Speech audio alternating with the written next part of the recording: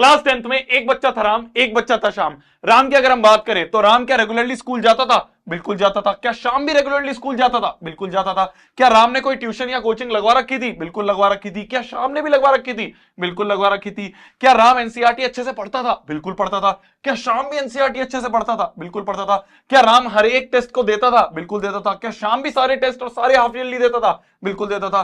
क्या राम हर एक sample paper को अच्छे से प्रैक्टिस करता था एग्जाम से पहले? बिल्कुल करता था। क्या श्याम भी सैंपल पेपर लगाता था? बिल्कुल लगाता था। एंड में क्या हुआ? राम का जो स्कोर है वो आया 78% और जो श्याम का स्कोर आया वो आया 98%। ये मैं आपको रियल लाइफ स्टोरी बता रहा हूं। अगर दोनों ने बिल्कुल सेम चीजें करी तब भी इतना ड्रास्टिक चेंज क्यों आया नंबरों में? ये होता है कुछ गलतियों की वजह से, जो गलती आज इस वीडियो में मैं आपके साथ डिस्कस करने वाला हूं। ध्यान से सुनना।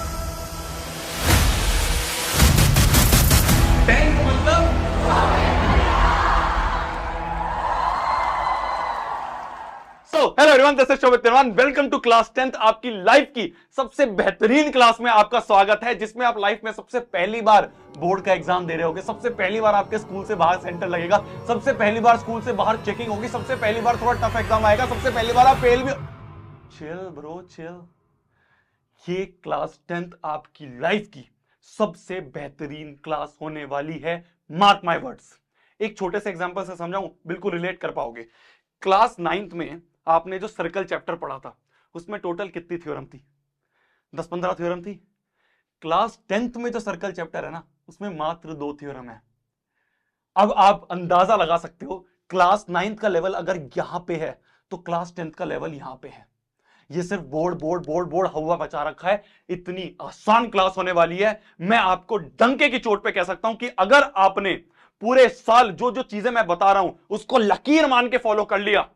यहां पे आप देख रहे हो, यहां पे आप देख रहे हो जिस चैनल पे मैं डाल रहा हूं वो तो 9th का चैनल है। ये हमारा मेन चैनल है क्लास 10th का। कितने बच्चे हैं? 24 से भी ज्यादा लाख बच्चे हैं। ये सारे बच्चे ऐसे ऐसे बच्चे थे जो कि अपने हाफ ईयरली में, जो कि अपनी 9th क्लास में बिल्कुल ऐसे स्कोर पे बैठे थे 60% 70% पे। इनमें से मैक्सिमम बच्चे मैं मिलने जाता हूं, मैं इंटरव्यू लेता हूं, हमारे चैनल से रैंक 2 निकली है सीबीएसई की। इनमें से मैक्सिमम बच्चे अपने बोर्ड के एग्जाम में 90 से ऊपर स्कोर करके आए हैं। बहुत सारे बच्चे 95 से ऊपर स्कोर करके आए हैं। बहुत सारे बच्चे 98% स्कोर करके आए हैं। क्यों करके आए हैं? क्योंकि जो जो चीजें उनको मैं बता रहा था उन्होंने उसको लकीर मान के फॉलो करा। जो जो चीजें मैं अपने बारे में बता देता हूं, जिसको नहीं पता, मैं जो बच्चे मेरे को पहली बार देख रहे होंगे, मेरा नाम है शोभित निर्वाण। मैं इस इंडस्ट्री में पिछले 4-5 सालों से हूं। मैं अपनी खुद की बात करूं तो मेरे क्लास 10th में 95% आए थे, मेरे क्लास 12th में 87% आए थे। क्लास 12th के मैंने मैथ्स में 95 स्कोर करा था, फिजिक्स में 92 स्कोर करा था। ये हो गई मेरी क्लास 10th और 12th की बात। इसके बाद मैंने जेई क्लियर करा। जेई के बाद मैं Indian institute of information technology से मैंने बीटेक करी। अभी रिसेंटली मेरी बीटेक खत्म हुई है, इंजीनियरिंग खत्म हुई है। अब मैं आगे अपनी लॉ कर रहा हूं। ये सब मैं इसलिए बता रहा हूं जिससे कि आपको ट्रस्ट हो। ट्रस्ट बहुत जरूरी है। आपको पता होना चाहिए जो सामने बंदा आके ज्ञान दे रहा है उसने अपने आप भी कुछ उखाड़ा है नहीं उखाड़ा है। तो ये मैंने आपको प्रूफ दे दिया और मैं आपको डंके की चोट पे कह सकता हूं कि आप अपनी क्लास 10th में फोड़ के आओगे। सबसे पहला काम, वीडियो शुरू करने से पहले सबसे पहला काम, एक पेपर लेके आओ। उस पेपर पे सबसे पहले बड़ा बड़ा ऐसे लिख दो कि इस साल में लेके आऊंगा 95%। बड़ा बड़ा लिख दो कि इस साल में लेके आऊंगी 95% और उसको टेप से सामने चिपका दो। मैंने एक जगह पढ़ा था कि जब तक आप अपने हाथ से चीजों को नहीं लिखते हो ना, जब तक वो आपके दिमाग में छपती नहीं है। सबसे पहले अपने हाथ से लिखो कि मेरा स्कोर है, जो मेरा जो गोल है वो है 95%, या फिर मैं तो कह रहा हूं 98 बोलो यार, अभी तो क्लास शुरू हुई है, अभी तो पूरा साल बाकी है। मैं तो ऐसी ऐसी टेक्निक बता देता हूं, बच्चे 2 महीने में 95 ले आते हैं। अभी तो तुम्हारा पूरा साल है, तुम 98 99% तक फोड़ सकते हो। जो जो चीजें मैं बता रहा हूं उसको ध्यान से फॉलो करना है। समझ में आ गई मेरी बात? तो पहला काम है लिख के सामने चिपका दो। मेरे को प्रूफ, मेरे को कमेंट आना चाहिए कि भैया हाँ चिपका दिया, हाँ भैया मेरा जो गोल है वो 95% है, लिखो नीचे कमेंट में। ये सबसे पहली चीज है। दूसरी चीज, आप अभी क्लास 9th में थे, क्लास 9th में ये वाला चैनल था, क्लास 10th में ये वाला चैनल है। इसको जाके सब्सक्राइब कर लो। सब एक चीज मैं इसमें आपको दे रहा हूँ। आपके सीनियर्स जितने भी हैं क्लास 10th वाले, उनको सब चीज मैंने यहाँ पे दी थी। चाहे वो मटीरियल हो गए, चाहे वो नोट्स हो गए, चाहे वो हर एक चीज, चाहे वो लेक्चर हो गए, हर एक चीज यहाँ पे आपको मिलने वाली होगी। ठीक है, ये हो गया दूसरा काम। अब आते हैं हम अपनी मेन स्ट्रेटेजी पे। देखो मेरी जान, 9th वर्सेस 10th की अगर मैं बात करूं तो 9th वर्सेस 10th में 2 चीजें आपको दिमाग में रखनी होंगी। सबसे पहली, जो 9th के जो आपके एग्जाम्स होते थे, 9th में आप जो चीजें पढ़ते थे वो आपको स्कूल लेवल पे पढ़ाई जाती थी कि भाई साइंस का या इंग्लिश का या फिर मैथ्स का या फिर आपके जो भी एसएसटी हो गए, इन सब का क्या होता था, टीचर जो पढ़ाती थी उसको कॉपी में लिखवाती थी, वही सेम चीज उठ के आपके बोर्ड के एग्जाम, आपके नाइन्थ के एग्जाम में आ जाता।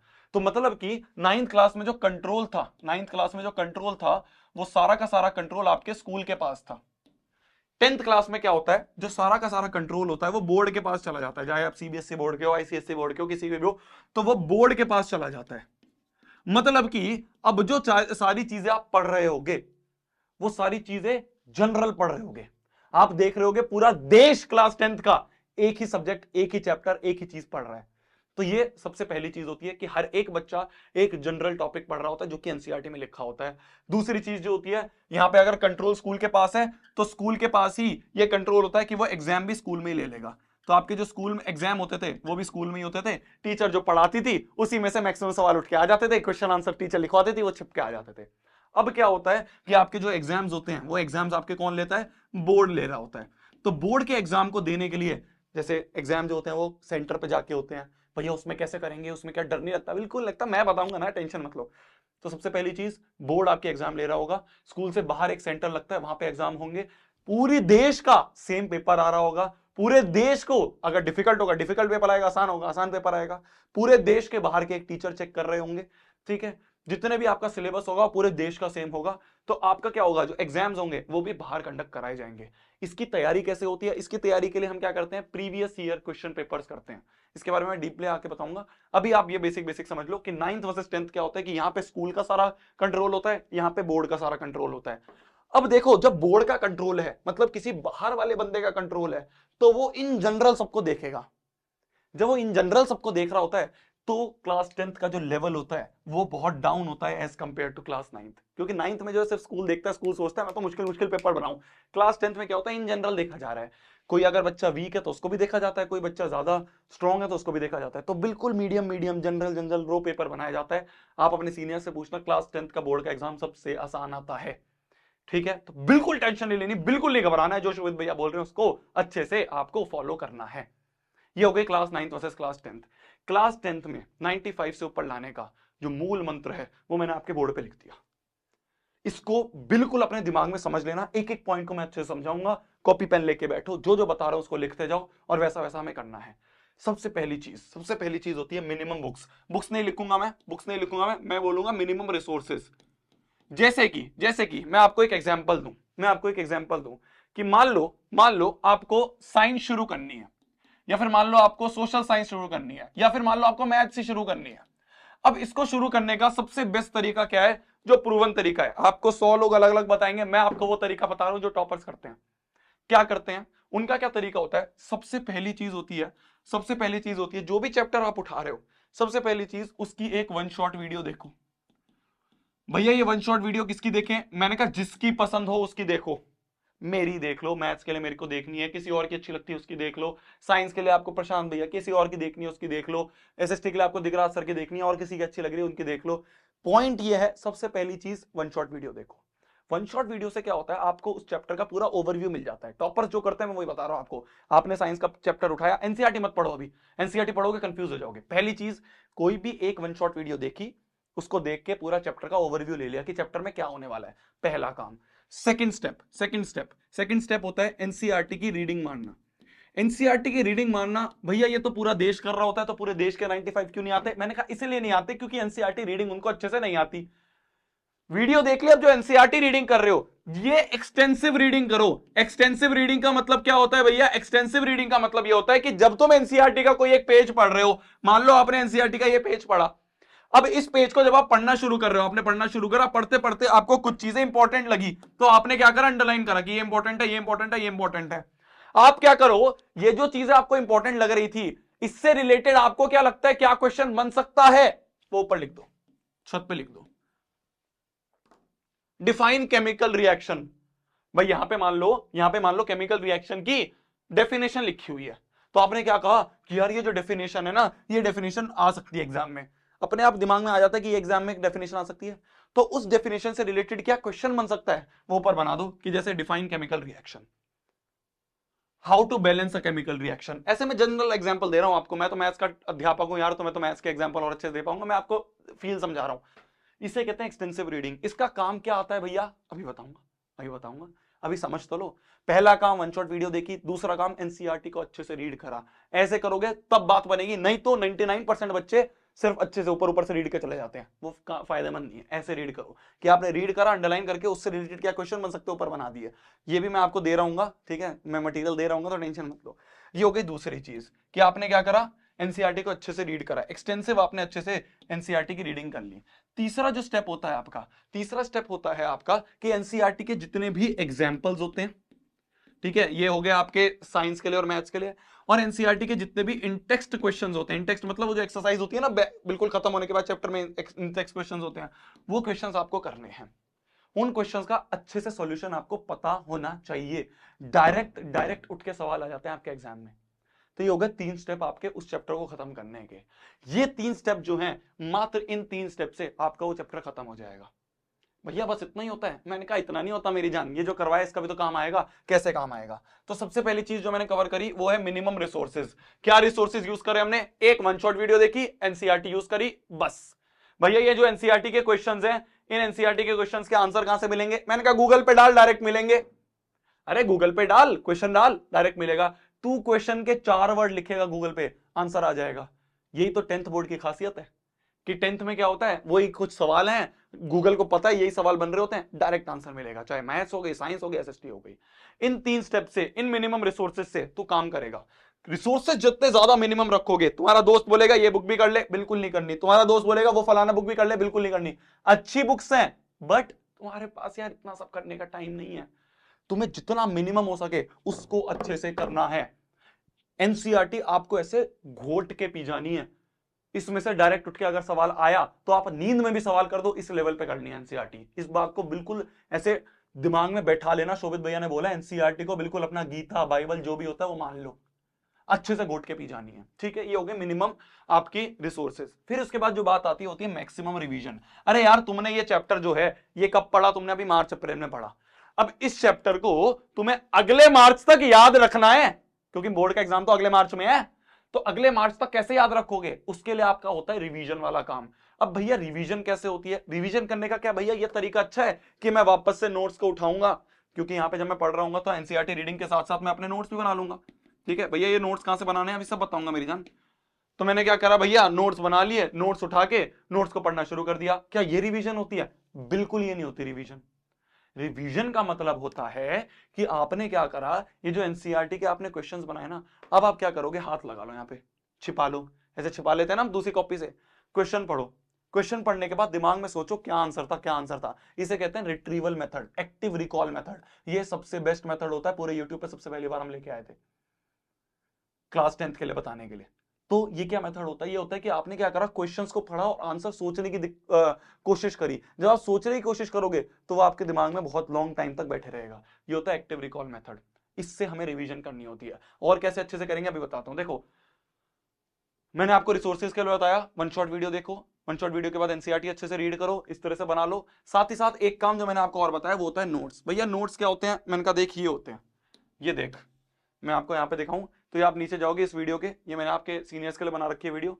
तो जैसे मान लो आपके केमिकल रिएक्शंस पे गए, तो केमिकल रिएक्शंस का जैसे ही आप क्लिक करोगे तो आपके सामने कुछ इस तरह के प्रकार के नोट्स आ जाएंगे। ये सारे नोट्स आपके सीनियर के लिए मैंने बनाए थे, आप जाके इनको यूज कर सकते हो। मैं डंके की चोट पे कह सकता हूं इससे बेहतरीन नोट्स पूरे यूट्यूब पे कहीं नहीं है। ये आप बहुत अच्छे से यूज कर सकते हो। इसको यूज करोगे, इनसे सारे के सारे कॉन्सेप्ट यूज होते हैं, सारे के सारे कॉन्सेप्ट यहीं से रिपीट होते हैं। जैसे कि केमिकल रिएक्शन है तो ये जो डेफिनेशन है, ये डेफिनेशन अगर आप बोर्ड के एग्जाम में लिख के आओगे तो आपका कोई एक नंबर नहीं काटेगा। ये जो जितनी भी चीजें हैं, ये कुछ प्रॉब्लम्स मैंने लिखी है, लल्लू प्रॉब्लम ये मैंने लिख रखी है। जो बच्चे मेरे से 9th में पढ़ते होंगे उन्हें पता होगा लल्लू प्रॉब्लम क्या होता है। हमारे लिए कोई प्रॉब्लम मुश्किल नहीं है, सारी प्रॉब्लम लल्लू है। तो ये सारे जो नोट्स हैं, सारी एक्टिविटीज जो एनसीईआरटी में से नीले डब्बे में होती है ना आपकी, ये एनसीईआरटी की एक्टिविटीज आज तक जिंदगी में किसी को समझ नहीं आई। मैंने क्या करा, इनको बहुत आसान तरीके से लिख के यहाँ पे डाल दिया। तो ये क्या होते हैं, ये आपको नोट्स यूज कर सकते हो आप। वन शॉट वीडियो देखी, वन शॉट वीडियो के साथ साथ आपने ये नोट्स को प्रिंट करवा के रख लिया, जो जो चीजें आपको एक्स्ट्रा लगी वो यहीं पे लिख ली, तो ये आपके बन गए एक्सटेंसिव नोट्स। एनसीईआरटी आपने एक्सटेंसिव अच्छे से रीड कर ली तो आप उस पूरे के पूरे चैप्टर में महारत हासिल कर चुके हो। समझ में आ गया? बहुत बारी चीज नहीं बोली। वन शॉट वीडियो देखना है, वन शॉट वीडियो के साथ साथ ये नोट्स रख लेने हैं, इसी में कुछ ऐड ऑन करना है तो इसी में ऐड ऑन कर लिया, प्रिंट करवा लेना, नीचे पीडीएफ फ्री में दे रखी है। दूसरा काम ये हुआ। तीसरा काम आपका हो गया एनसीईआरटी अच्छे से रीड करो, उसके क्वेश्चंस कर लो। बस ये 3 स्टेप होते हैं जिससे आप एक चैप्टर को अच्छे से कंठस्थ कर सकते हो। कंटेस्ट कर लिया, रिवीजन के लिए करना है, रिवीजन के लिए वही एनसीईआरटी के ऊपर के क्वेश्चंस पढ़ो, दिमाग से रिट्रीव करो, रिवीजन हो गई। तो हमने क्या क्या चीजें कवर कर ली? सबसे पहली चीज हमने कवर करी कि आपका मिनिमम बुक्स, मैक्सिमम रिवीजन और साथ साथ में कंसिस्टेंसी। भैया कंसिस्टेंसी कैसे आती है? कंसिस्टेंसी आती है भैया टाइम टेबल से। भैया टाइम टेबल वही होता है कि हमने सुबह 5 से 6 ये करेंगे, 6 से 7 ये करेंगे, 8 से 10 ये करेंगे। रद्दी टाइम टेबल आज तक दुनिया में किसी का नहीं हो पाया फॉलो। ऐसे टाइम टेबल नहीं बनाने होते। टाइम टेबल कैसे बनाने होते? देखो मेरी जान, आपका काम क्या रहेगा कि मान लो आप अप्रैल में घुसे, ठीक है, आप अप्रैल में एंटर करें। अप्रैल में एंटर करते आपने देखा कि भाई हाफ ईयरली जो भी है मेरा, वो आपको सिलेबस मिल जाएगा स्कूल से। तो आपको पता चल गया हाफ ईयरली में कौन कौन से चैप्टर्स आ रहे हैं, ठीक है, आपको पता चल गया हाफ ईयरली में कौन कौन से चैप्टर्स आ रहे हैं। तो अप्रैल से लेके जब भी हाफ ईयरली है, जैसे मान लो सितंबर में है या फिर अगस्त में है या जुलाई में है, तो मान लो अगस्त में हाफ ईयरली है आपके, मैंने मान लिया। तो अप्रैल, मई, जून, जुलाई, अगस्त, तो आपके पास 1 2 3 4 ये 4 महीने हैं। तो आपको पता चल गया 4 महीने हैं, कितने नंबर ऑफ चैप्टर्स हैं? जैसे मान लो मेरे पास मैथ्स में, मान लो मेरे हाफ ईयरली में मान लो 7 चैप्टर आ रहे हैं, तो 4 महीने में मेरे को 7 चैप्टर करने हैं, ठीक है, 4 महीने में मेरे को 7 चैप्टर करने हैं। मतलब मोटा मोटा मेरे को पर मंथ मेरे को मैथ में 2 चैप्टर करने हैं। मान लो सिमिलरली आपको क्या कहते हैं केमिस्ट्री में या फिर साइंस में आपको 2 चैप्टर करने हैं, और मान लो सिमिलरली आपको एसएसटी में भी 2 चैप्टर करने हैं पर मंथ। तो ये आपको पता चल गया। तो आपको पर मंथ पता चल गया कि मेरे को साइंस एसएसटी इस पे कितने करने हैं, 6 चैप्टर टोटल करने हैं, और इंग्लिश में मान लो 2 चैप्टर हो गए, तो इंग्लिश हिंदी के भी 2 चैप्टर हो गए, तो कितने हो गए? 5 to 10, 10 चैप्टर पर मंथ आपको करने हैं। तो आपने क्या करा? देखो ध्यान से देखना, पहले आपने सारे चैप्टर्स को मंथली डिवाइड करा, मंथली के आपने डिवाइड करते ही आपको पता चल गया कि पर मंथ मेरे को 10 चैप्टर करने हैं। अब इन चैप्टर्स को, ये जो मंथली आपने डिवाइड करा, इसको वीकली डिवाइड कर लो कि भाई टोटल 4 वीक्स हैं, तो 4 वीक्स हैं, मेरे को टोटल 10 चैप्टर करने हैं। तो मान लो मेरे को पर वीक 2 चैप्टर करने हैं, ठीक है, मेरे को पर वीक भी कितने करने हैं? 2 चैप्टर करने हैं। बस इतना प्लान बनाना होता है, इससे ज्यादा प्लान नहीं होता। आपके दिमाग में डेडलाइन होनी चाहिए कि मेरे को पर वीक 2 चैप्टर खत्म करने हैं। इससे ज्यादा मत दिमाग लगाना कि मैं सुबह उठ के ये करूंगा, आधे घंटे ये करूंगा, फिर नहाऊंगा धोऊंगा, कुछ नहीं होता उससे। कोई आज तक नहीं फॉलो कर पाया, बिल्कुल मैं आपको सीधे मुंह बता रहा हूं। तो ऐसे नहीं होता है फॉलो। आपको क्या करना है? सिंपल, आपको पर वीक देखना है कि क्या क्या आपके चैप्टर होने चाहिए, इससे ही आपकी कंसिस्टेंसी रहेगी। और कंसिस्टेंसी के बिना अगर आप 95% का सोच रहे हो, बिल्कुल पॉसिबल नहीं है। ये कंसिस्टेंसी के लिए आप सभी को पता भी होगा कि यार इंसान को क्या होता है ना, हर चीज मिल तो जाती है, यूट्यूब पे सब चीज अवेलेबल है, कहीं के लेक्चर कहाँ अवेलेबल है, कहीं पे नोट्स अवेलेबल है, कहीं पे आपको टाइम टेबल दे रखा है, कहीं पे आपको स्ट्रेटेजी दे रखी है, किसी का टीचर का समझ में आएगा, किसी टीचर ने आधा करवा रखा है, किसी टीचर ने पूरा करवाता है। तो बहुत सारी चीजें फैली फैली हैं। अगर आप चाहते हो कि आपको एक ही जगह सारी चीजें मिल जाए, एक स्ट्रीम्ड लाइन सारी चीजें मिल जाए, तो उसके लिए आप सभी को पता होगा हमने नेक्स्ट टॉपर्स पे आरएम बैच निकाल दिया है। वैसे आप उसके बिना भी बहुत अच्छा कर सकते हो, पर अगर आप चाहते हो कि भैया मेरे को हर एक चीज से हाथ पकड़ के एंड तक लेके चले जाओ, मेरे को हाथ पकड़ के एंड तक 95-98% तक लेके चले जाओ, तो आप आरएम बैच में ज्वाइन कर सकते हो। आरएम बैच में तीनों बेस्ट टीचर आपके आ चुके हैं।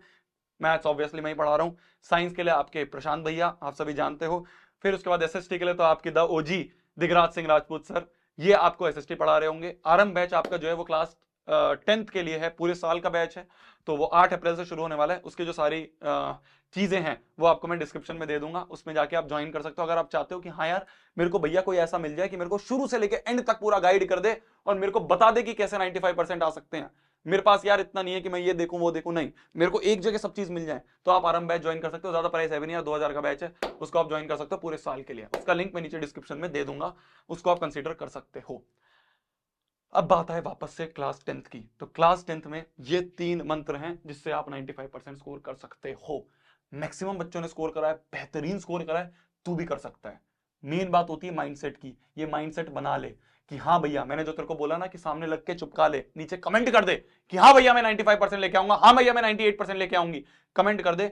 जब तक तू अपना माइंडसेट नहीं बनाएगा जब तक नहीं हो पाएगा काम। माइंडसेट बना, फुल पॉजिटिव रह के करेंगे, मौज भी फुल करेंगे। क्लास 10th में मौज भी फुल करनी है, फुल मौज के साथ इस क्लास 10th के बोर्ड के एग्जाम को फोड़ के आएंगे। शोभित भैया तुम्हारे साथ 24/7 है, इस बात की मैं गारंटी देता हूं। मेन चीज है कि क्लास 10th की जितनी भी वीडियोस आ रही होंगी वो अब इस वाले चैनल पे आ रही होंगी, तो ये भी मैं नीचे दे दूंगा, इस पे जाके आप ज्वाइन कर दिए, फोड़ते हैं यार साथ में मिलके। Bye, take care. तब तक के लिए भाई पढ़ना है, फोड़ना है, कहर मचा देना, आग लगा देनी है। मिलते हैं इस शानदार क्लास के साथ, एक शानदार स्कोर फोड़ने, एक बेहतरीन तरीके से पढ़ाई करने। Bye bye. जाओ पढ़ाई कर लो, जाओ। जो भी चीजें वो नीचे मैंने डिस्क्रिप्शन पे लिंक दे रखे हैं, सब चीज के नोट्स हो गए, आपके आरंभ बैच हो गया, आपका चैनल का लिंक हो गया, सब नीचे दे रखा है। अच्छे से एक्सप्लोर करो, तू फोड़ के आएगा। बस बाय बाय, जाओ जाओ पढ़ लो, बाय बाय बाय, पढ़ लो, बाय।